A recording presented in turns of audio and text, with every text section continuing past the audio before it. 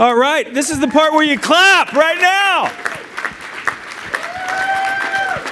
Good morning, everybody. That's not good enough. I said good morning, everybody. That's better. Okay, I've done all the yelling I'm going to do. I love the part, Mark, of the video where you say it takes a team to teach children to learn. Are you calling us children? Is that what this is? That's what I heard. I talked to Joey Kahn earlier. I don't even want to talk about the story he told me. It was pretty wild. Anyway, who had fun last night? Was that good? First, what I want to do is welcome all of the loan officers, originating branch managers. This is really all about you. We do a sales retreat twice a year. And so this is really, really for you. It's designed for you and for us to get together, build relationship. But at the same time, as you know, this day is going to be intense. There's a lot to learn, and it's going to go fast and furious. So thank you guys for your commitment to being here. Thank you for your commitment with all that you do. Okay? Super important. Secondly, I really want to thank all of the staff who put this thing together. Okay?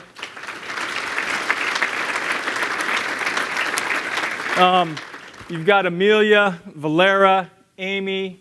You got Mark Graham, his team, Julie and Heather. You got Susan Hargett. You have a lot of staff help that does a great job. And do they put on a great show or what? Absolutely. So big thank you to all of you for doing that. That's super, super good. And then thirdly, I want to thank all of the presenters who took the time to prepare to present to you guys and teach you this afternoon. Super huge, incredible effort on your part. Thank all of you guys. Let's give them a big, big warm welcome. Round of applause. And lastly, as your EVP of Sales, I would be remiss if I did not welcome and thank the recruits who came all this way to come and share this day with us. Okay? So for you recruits, this is what I would say to you. Today is about really finding out if you're a fit or if we're a fit, okay? This is the part where we really peel back the layers of the onion, and what you see is what you get, right? And so this is not a recruiting show. This is our sales retreat. So you're going to take a huge, huge, deep look into really who we are here. And it's super important that you guys just really know that going into today, and rub shoulders with everybody, ask questions, do whatever you got to do. This is a great time for you to really figure out if this is your next great move, which, of course, I believe it is. I would even say I know it is, but we'll figure that out today. Okay, so beautiful. So thank you. All the thank yous are out of the way. Now I want to go over the house rules. So if we can get to that slide. Number one, turn your cell phones off. Okay? I guess I was doing the math the other day. We could literally write a check and pay for a house cash to put these sales retreats on, right? So we've made a huge investment. And what I expect from everybody is that you're engaged, you fully participate. And what you'll get from this is incredible. As you all know, most of us have been here before. So turn your phones off. Don't over-focus on too many things, right? Keep it simple. Figure out a few things, write down a few things, and focus on those things. If you write down 90,000 things, you'll be overwhelmed. You won't get anything out of it. Meet new people. That's another great thing. There's a lot of great talent in the room here, and we learn from each other. We're a super huge coaching and teaching environment, so it's all about the relationship. Spend time at the Genius Bar. You guys, who's the Genius Bar? You guys like the Genius Bar? It's great. This is where we have this thing set up, and we have some extra long breaks today where you can go out and meet the people from corporate in the heads of the different departments. It's a super, super genius idea, and it's a super genius thing. Listen with purpose, write your tactics down, meet new people, do all those good things. Okay, we all good? Yes. Okay, cool. Let's go to my next slide. Keep going. Right here. Okay, what I want to do briefly now is talk about the first half of the year. Then I'm going to talk a little bit about what I expect in the second half of the year. Okay? And so I have this slide, and it's a beautiful slide. It really tells the story completely. So when you actually look at this slide, this shows January, February, March, April, May, and we did the slide last week. Stefan did the slide last week, so a little bit of June. Okay? So you're going to see total units funded, total volume funded, what are purchase units, purchase volume, refi units, refi volume, and then some purchase percentages. Okay? Super important that we talk about this. Number one, the thing that really stands out when you look at January, we funded 690 units. Okay? And that was about 166 million. You go to February, 782 units, nice little pickup. First part of the year, kind of slow, 186 million. Now we fast forward to March. What is wrong with this picture? Nothing. This is the best news I've heard all day. In spite of all the pain that we've gone through and all the turbulence and all the conflict, right? We all learn through conflict comes growth. So, but really, this was a high, heavy conflict, man. You're going from 782 to 1252. Todd said it a little earlier. The separation between, almost 1,300 and 800, that's 400 units. 400 units times 12 is about 4,800 by my count. What we increased from February to March, that whole thing is one mortgage company. That would be in the top 100, right? Hey, welcome to the mortgage business, or welcome to Summit Funding. Very super intense, aggressive, the whole thing. But when you look at that number, okay, it's interesting. Go to the graph. You see the blue line? It's about 800 purchases and a little over, 200 refinances. The refis peak in March, and then they start to decline, right? But what happens to the blue line? It keeps going up. So what does that really tell us? I mean, if you look at the graph, look at the purchase units. It goes, we were 690 in January, February, 782. Purchase units, basically in March, that's 817. Then 941 in April, then 1,000 in May. You take the refi stuff out of there, it's just a pretty nice gradual increase in the purchase market, right? But you add that little refi blip in there, what happens? It's like a high ankle sprain. You're in the game, you're fully engaged, you're playing, but you're super annoyed, right? And if you could have a problem, this really is not a bad problem to have. But the truth is, it's a problem, and we felt that, right? But the beauty of this graph is refis continue to decline, and purchases continue to ascend. This is not a refi bubble. It's not even maybe a refi boomlet. This is a purchase boom. This is a purchase boom. Period. Does that make sense to everybody? What's going to happen, and we'll talk about the second half in a little bit, what we have to look forward to is that blue line ascending, right? And we're going to talk about how we're going to capitalize on that, or how we're going to leverage that, right? Because there's no better place to do it than Summit Funding. Okay, as you continue to look at that thing, it's interesting. At the peak, when we were doing the refis in March, we were about the fundings were 65% purchase, so 35% refi, right? There were points in time when Mike Beeman, our head of capital markets, would come and we'd look at the locked pipeline.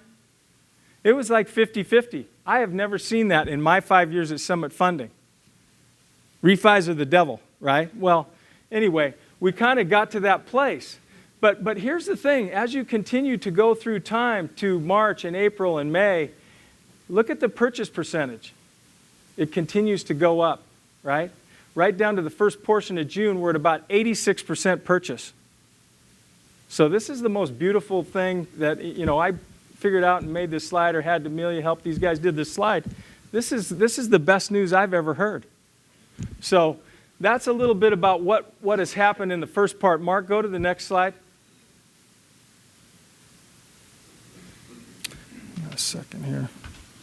Okay, so this is like the year so far. This is us looking at things that are happening as far as what I think is going to happen in the future, right? So what I want to do is take a snapshot of double-digit performers and loan officers or performers who are over $1.5 million in fundings a month, okay? So when you look at that thing, January and February, loan officers over $1.5 million, 24%, 27%, right? Then you get to March, April, and May. 41%, 47%, 43%, okay? And then when you go into double-digit loan officers, you're literally looking at March, there were 45, which is 25%. April, 38. We kind of lulled in April a little bit. 23%. Then you're in May, 46, 26%. These are loan officers who do double digits, right? And I've been in the business for 28 years. And really, when you look at that number, I mean, for most companies, big bank, other private mortgage banks, you know, I would venture to guess that double-digit performers are more like around 5% or 6%. It just doesn't happen, right? And when you look at us, it's 25%. Now, here's what I believe. Going forward, in a year, that number could be 45%. This business is hard. It is no longer easy. And the way that we're going to capitalize on that, or the only way you will be able to, or if you got to have a team, right? You got to have a team and you got to be coached. Okay, go to the next slide.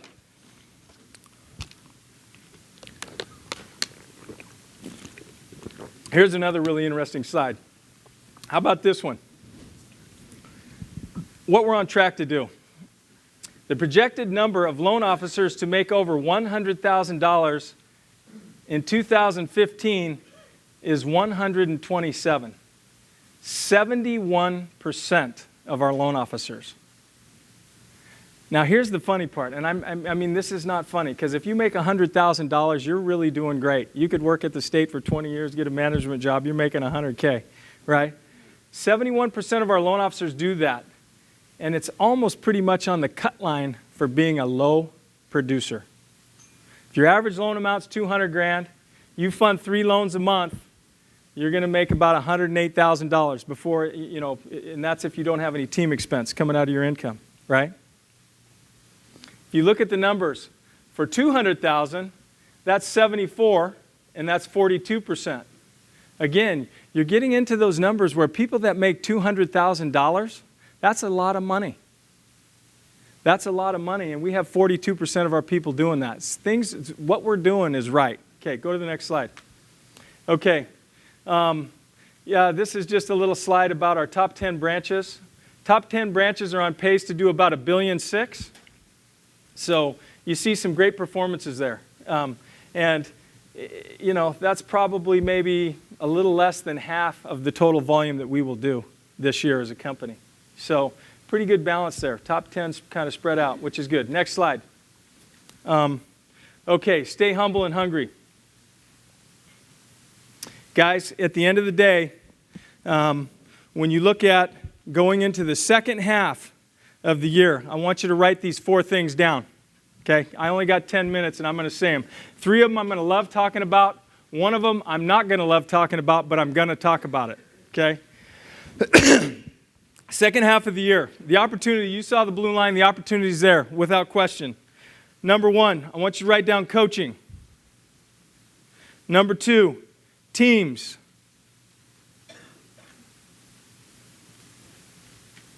And number 3, owning what you are in control of from an operational standpoint.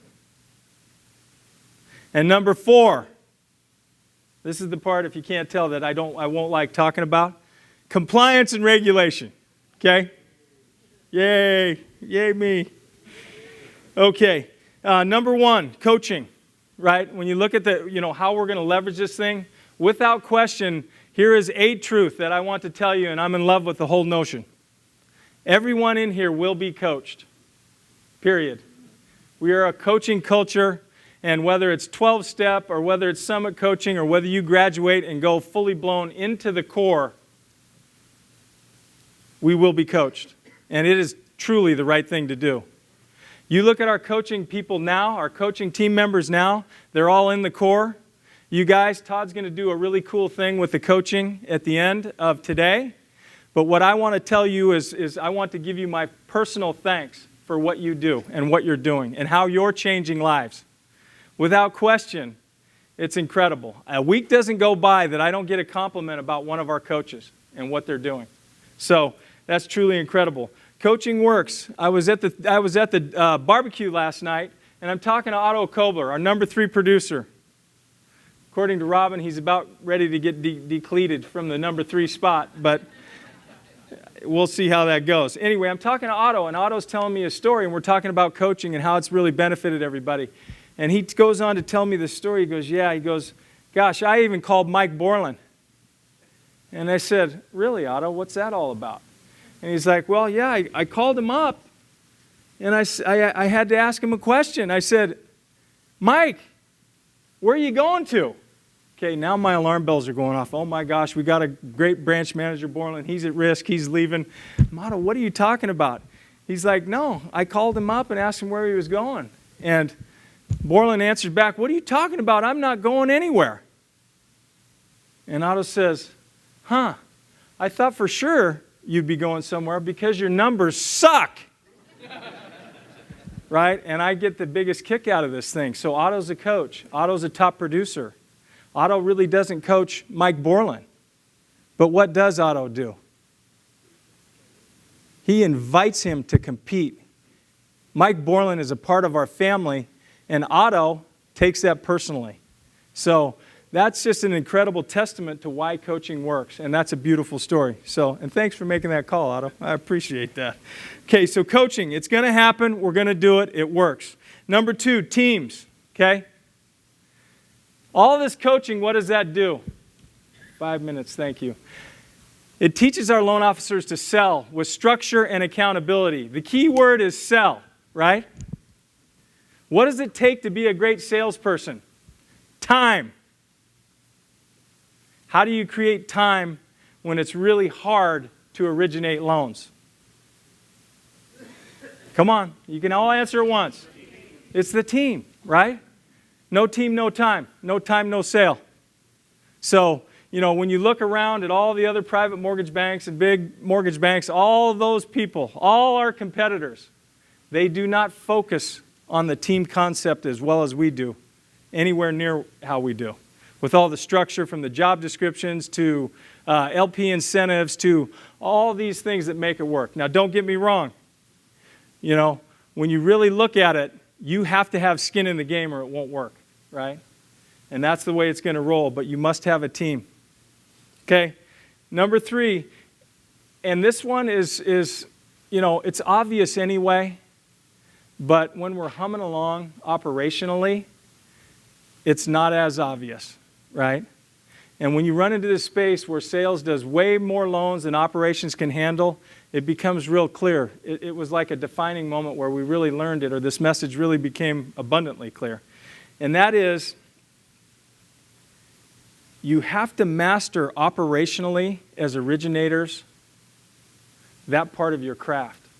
To be coached, to have a team, to do a bunch of, get 200 leads a month, to do all of that end of that great, that's phenomenal. But unless you're really, really, really tight operationally with what you have control over, it doesn't matter.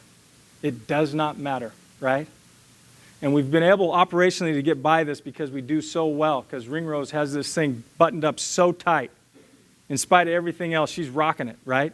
So we run into this turbulence, and now we look back. And this is not a blame thing. We all have work to do, right? But the fact of the matter is when we really get in there and slice that up and look at it, the truth is we can get a lot better, right? So here's the thing. I'm in there. Jimmy Reed, who's got sick today, he's out today. He was teaching his class yesterday. I'm in there. He breaks this report down. And in the report, his first column, and this is for loan officers, it's the loan officer report card. It's contract execution date to turned into loan partner. Not even to processing yet. Contract execution date to turned into loan partner, right? So what happens is You go out, you're a loan officer, you do a pre-approval letter, you send it out there.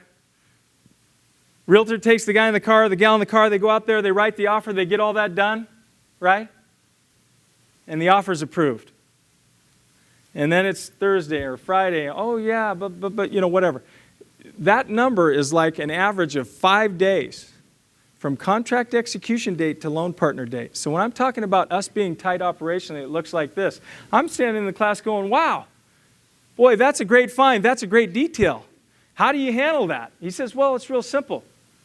Every time we write a pre-approval letter, my loan partner calls the realtor every single day. Hey, did they get the house or is it dead? Right? Oh yeah, no, we got a verbal on it. I'm going to go get the signatures tomorrow. Great, fax me the contract right now. Now the loan officer can do what? Save 4 days, get it to the LP right there. So when I say we have to master the operational piece of that, that's exactly what I mean. And that's super important, okay? So, and that's in our control. So the next thing that I want to talk about is, flip to the next slide, RVPs, okay? Chris Lee, Chris Shank, you guys in the house? There you are. Where's Chris Lee? Okay, good. New RVPs, right? So Chris Lee, new RVP. Chris Shank was an RVP. Their roles have enlarged, okay? So they have 10 or 11 branches each. Super important that these guys are advocates. You're advocates now. They're over the branch managers, right? And so super, super great support from those guys. New director of sales, Scott Lippy, right here. He took over Chris Lee's old role. DVDs, 12-step coaching, low producers, already doing a marvelous job. So welcome aboard with you guys. The other thing, quick note to Al Miller. Where's Al? And Shirlene. Super huge investment in both Strategic Alliance and Builder. Builder, you're seeing this thing blow up. Strategic Alliance, same thing. Okay? So that's really what's going on there. And before we get into, I actually forgot to talk about number 4. Number 4, compliance and regulation. Okay, how much time do we have? Are we like 1 minute? Okay, this always happens. Compliance and regulation. Guys, when you look at what is happening and what makes it so hard, you've got huge regulation, huge compliance, right? A pretty well-known private mortgage bank that's down in the Bay Area recently just had an $18 million fine from the CFPB, right? And I know Miller knows what I'm talking about. And when you look at this thing, right, it was around compensation, right? And so the only constant in our life from a compliance standpoint will be change. Will be change, period. And so when you look at that thing in general, we've gone through and we've been working on a comp plan, right? And we recently have backed off that thing.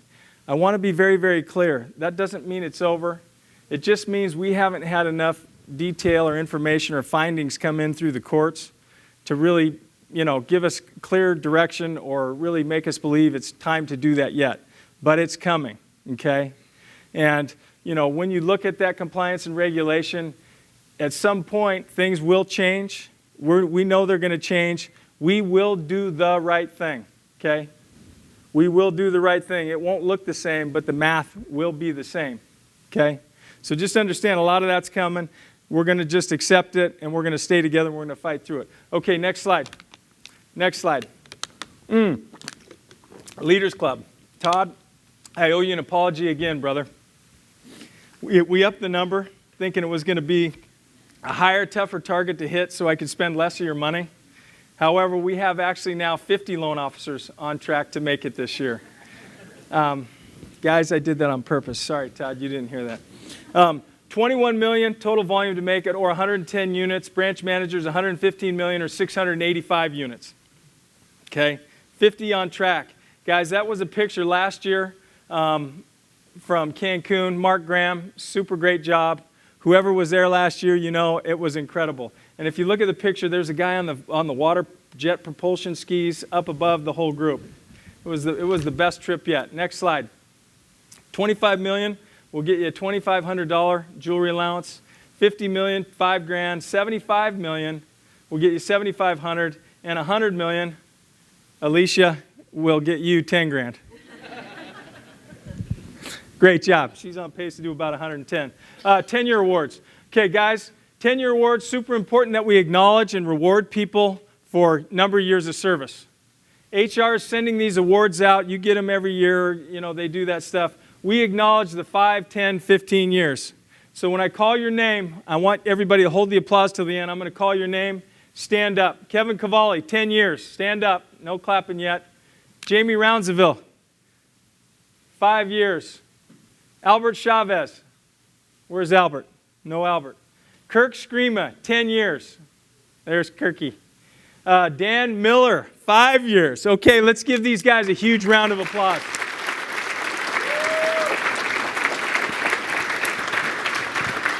The list keeps getting bigger and bigger every time we do one of these things, which is great. Next slide. Okay, here's the grand finale.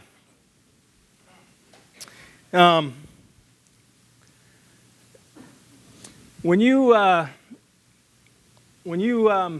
have the grace to be able to say that you spent a lot of time with somebody who is just a master at their craft, a true professional, who gave of himself every single day. And again, he has a super great partner who she's not giving up the ghost yet, Lynn. But I just want to say that it's been just an honor. Where's Steve at? Steve, it's been an honor to be able to know you and work with you. And I've only been here 5 years, you guys, but I've known Steve for how long? Steve actually promoted me personally to becoming a branch manager. He offered me a branch manager job at North American. I turned it down, but I leveraged it, so Chase made me a branch manager where I was at. So I've never forgot him for that. But guys, you know, every once in a while, there'll be somebody that comes along, and it's just everything they do, they leave it better than where they found it. And they care, and they also, you know, in this case, possess great leadership skills. And Steve, that epitomizes you, man. And to be able to be a part of you taking the next step of your life. And I loved your story the other day. He actually missed a political board meeting that he hasn't missed in 5 years, and he missed it because he didn't have his calendar in front of him. He wasn't at work anymore. So, Steve, for you for me to be able to share that with you, it's just incredible. And at this time, before we do any applause, I'd like to ask Dan Miller and Todd Screama to come on up. And they both wanted to say a few words about Steve as well. So come on up, you guys. All right. So also, if I can get everybody from the Central Valley District to come on down for a minute. If you're here from CVD, come on down, please. You guys can line up over here. I just want to tell you a quick story. Steve, you know, if I knew 24 years ago in 1991 when I was a pipsqueak title rep and I came into your ARCS mortgage office that Excuse me, man. Our relationship would, number one, last this long, but number two, become what it's become. I just couldn't tell you how much I would have thought that wouldn't be the case, but and I did tell Marcus, I said, I'm not sure I'm going to get through this one with a dry eye, but I did want to say this. So the way I meet Steve Nilsson is I go into ARCS, and I'm calling on him as a, you know, I'm like literally an 84-pound title rep, and I go in there and I decide, you know, I'm gonna call in this office. I've heard a lot of good things about the manager and the crew there, and I go back in this office, and I don't even see him yet. I've never met him before. I don't know what he looks like, but I hear him say, "Michael, come back here." And I'm like, uh-oh. And so there's this guy that worked for him at the time, Mike, whatever his name was. What was his name? Yeah, Mike Carline. That was his ops manager, and he scampers on in there. And I mean, he literally scampers on in there, and I see him come back and forth a couple times, and finally somebody says, "Oh yeah, you know, Steve will see you now." And I go back there, and I see this guy, and he stands up, and, you know, he's a big, imposing dude, and looks like you'd find him at a biker bar somewhere. And he looks like Hagar the Horrible. You know, he's got this big, huge beard, and he was gruff and scary, and, you know, he became my best customer. And I just want to tell you, man, I love you, and I'm so honored to be your friend. And I think that this group of people here and what, you know, I've been fortunate enough to start to become a part of that you built, this legacy, man, you're what it's all about. So love you, buddy. All right. Now,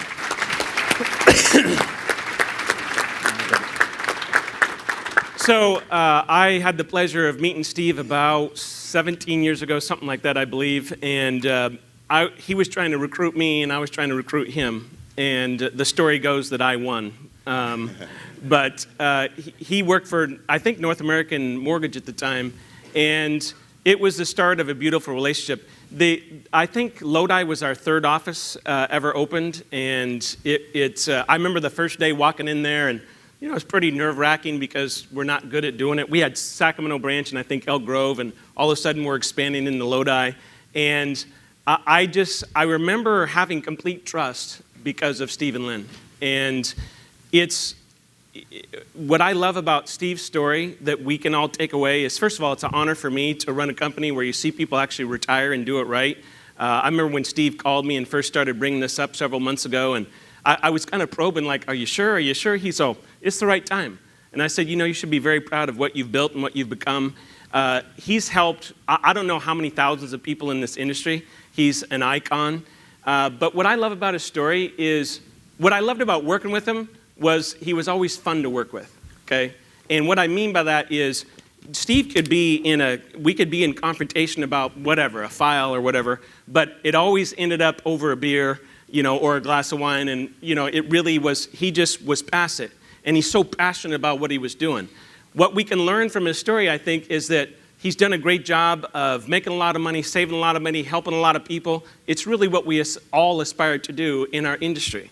And with Steve, it was always about helping the person. It was always about improving the process. And I don't know how many thousands of things that we've worked on, but he literally helped shape the whole company. So Steve, I'm forever indebted to you. You're a great friend, and I keep on trying to get you to play more golf, but we'll see if that works. I just think you're a beautiful man, and I really appreciate you should be very proud of what you've done. It's really, if I could pick someone to model, it would be Steve Nielsen. So I think we've got a little video, Mark, don't we? Let's play that video, and then we got a couple gifts for Steve.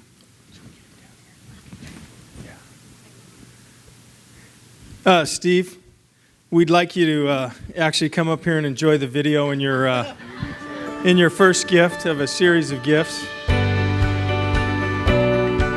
can't see that far now anyway. It doesn't matter, Susie. Actually, let's look at Steve, we're going to shoot videos from your entire team today from your office. Lynn thought it would be a great idea for this office to actually get utilized and work to get done in it, so we thought we'd try this out today. And I do notice your ensemble of motivation behind you. Obviously, that tells us a lot now. And you even have a red Solo cup on your desk. Wow. Okay, well, anyhow, we'll get started with those. Happy retirement, have fun at the zoo, and have fun with your grandbabies. You are an amazing boss, and we will continue to make you and Lynn very proud. I just want to let you know that I'm so grateful for everything that you taught me. You took me under your wing. You have literally turned me into the businessman that I am today, and I'm so grateful for that. You're a great leader, and you're a strong leader, and we're going to miss you. Thanks for all your help through all the years. Thanks for your friendship. Thanks for your confidence. Thanks for your respect, which has become very mutual. Just want to wish you a happy retirement. Hope you have lots of time at the zoo, lots of Giants games, lots of cigars and poker. Don't worry about a thing, because I'm going to handle this, and Summit Central Valley is going to be #1. Congratulations on your retirement. Good for you. I want to be with you. Thought it would be fun to wish you a farewell in a Mardi Gras style. I hope that life is going to be nothing but a party for you from here on out. And we're going to miss you tremendously. It has been awesome working with you. You've been amazing. You've been a mentor. You've been able to help me through some tough times, and I wish you the best in retirement. Good luck, and stay the heck out of here, okay? I wish that you and I had worked together years ago, because it's weird how we just fit, and it's so comfortable. So, congratulations. I'm so happy for you, and I wish you the best. We just want to wish you a happy retirement, and we only have 3 words for you. We love you. I hope you have a very, very great retirement. Go out and have lots of margaritas. And I will always remember you on my birthday because obviously we share it. So I'll have margaritas every single year and think about you. I can't begin to tell you how lucky I feel to have had you as my teacher and mentor over these last few years. I will forever be grateful to you and Lynn for giving me this opportunity. Thank you so much for being such a great mentor to me. Over the last couple years, you were my first real mentor in business, and for that I will always have a special place in my heart for you and will remember you always. You taught me the finer things in life, like how to enjoy whiskey out of a plastic cup, and how to spill food on myself in public and still keep my cool about it, which are two art forms really that I will always carry with me. I want to thank you for being a part of my life. You were my partner in business and partner in life. Now you're not going to be my partner in business, but haha, you know who you live with. So even though you're not going to be able to handle the everyday trials and tribulations of the office, you're still going to hear about them when we get home. I'm proud of what we've grown here in the Central Valley together, and I plan on continuing to do that and support you in your retirement. I love you, dear. Congratulations on your retirement. Working with you has been a huge pleasure in my life. My favorite parts about you are knowing that when I send an email out to all the branch managers, you are going to be the first to respond lickety-split and let me know all the errors I've made, anything that might not be exactly correct or to your liking. I appreciate that. You've really helped keep me on track and on task. I've got my yes button and my no button. Which one do I use on you? No. Always. Hey, dude, I'm going to miss you. I'm going to miss the month-end bee bombs that you always like to send me and tell me what a great job I'm doing. Lori?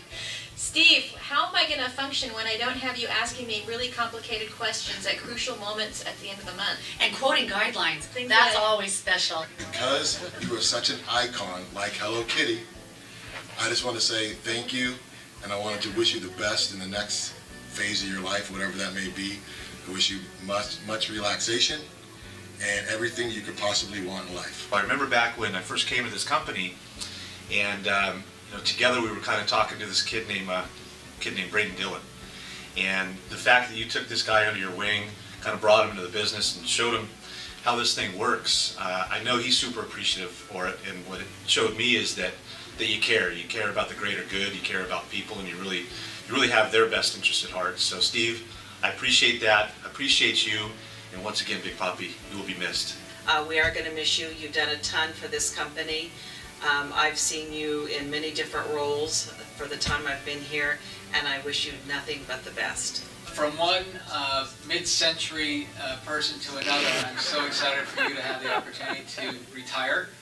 And I'm sure you won't be going far away from Summit, and I hope that we'll be able to spend some time together going forward. Steve, just want to congratulate you on your retirement, and we're going to miss you a lot, so take good care, and great working with you, sir.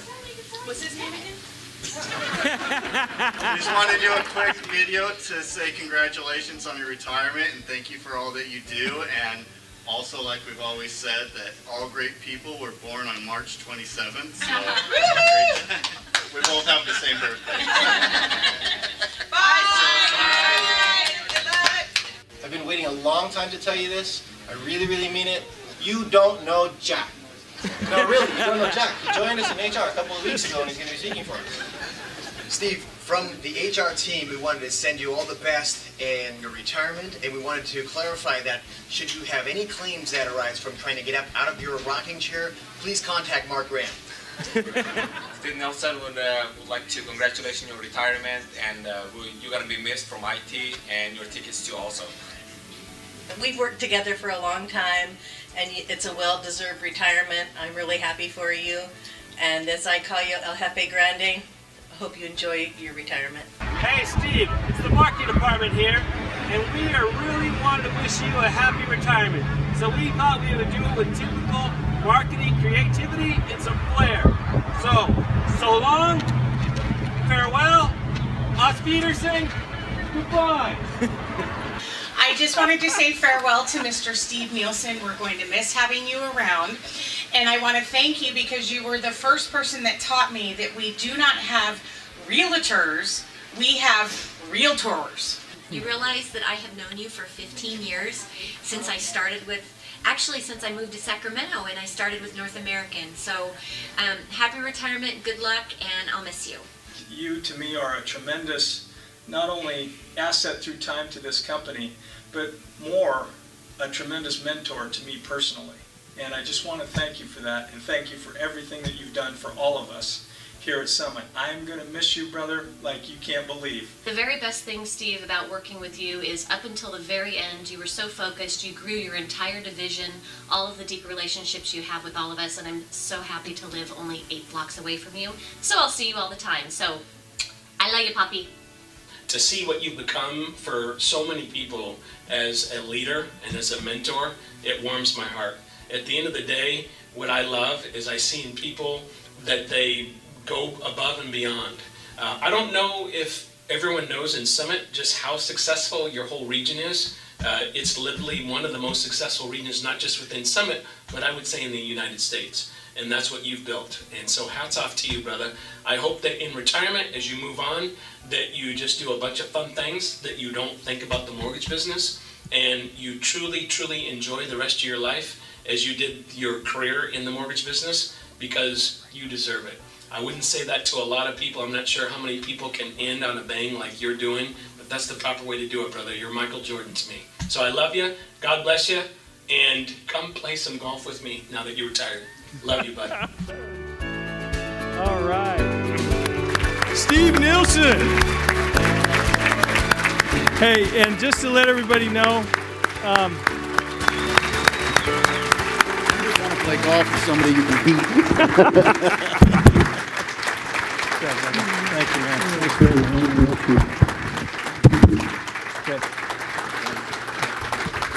Okay. And Steve, along with the rocking chair, we set you up with a beautiful River Cats game, August 18th, 2015, an Appreciation Day. Whole suite, and you better get your arm loose, man, because you're throwing out the first pitch. I got nothing planned that day. Yeah. All right. We have a couple of other little things for you. Allison? Allison doesn't want to say anything, but why don't you take a look at that? The group in the Central Valley, why don't you come on. The group in the Central Valley wanted to commemorate your departure, and I think you'll like what you see, buddy. Look at that. What does that say? It says, a truly great mentor is hard to find, difficult to part with, and impossible to forget. We love you, Steve. And everybody's signature's on there. We used that chisel, and yeah, you like that? Good job. Awesome. Okay, guys. Last Steve? thing. Oh, yeah. Oh, Last sorry. thing, yeah. Go. So what people don't know about Steve, Steve has many interests. The mortgage business obviously was one, and but he has other interests. This boy has skills, and one of the skills he has is he's a hell of a cook. But what we thought about is maybe it'd be time for Steve to kind of pursue that, you know, because Lodi's got some restaurants, but you know they could use a few more. So here's a thought. Why don't you go to the Culinary Institute of America on me and learn a few things, buddy, and cook some stuff for us. How about that? There's some goodies in there.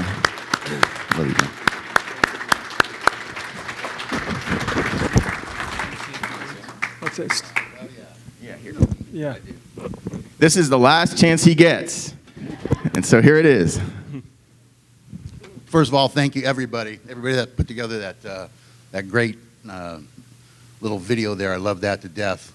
Just wanted to say goodbye to everybody. When I announced my retirement, I asked if I could come here just so I could see all you folks say goodbye. And so this isn't hopefully the last one, but I've truly enjoyed being here and coming up here and watching that video. Actually beat that walk of shame that Lena Headey did on the Game of Thrones the other night, if anybody ever saw that one. So this was way better. So thank you, everybody. All right, Steve. Fantastic. Okay, I'm going to actually introduce Todd. He's going to come up and do the first part of his presentation. And